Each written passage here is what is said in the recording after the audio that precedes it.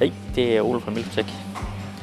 Vi er tilbage på Vestergaard, og som I kan se, så er det sket en del igen.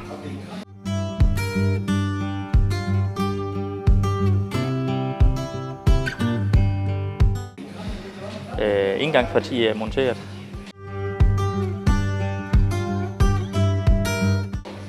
Jeg vil sige, at MU-folk vil lave noget forskalling til returgang. Og karusel har de monteret alle mælkemåler.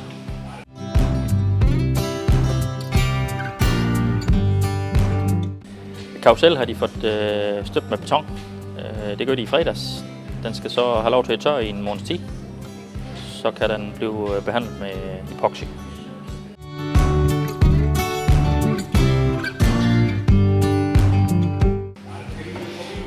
Den proces, vi er i gang med nu, sket en del små ting, som er svære at se, men vi skal nok prøve at holde fokus på de ting, de er i gang med at montere lige nu.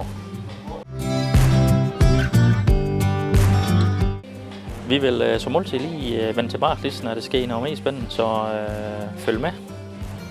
Vi ses.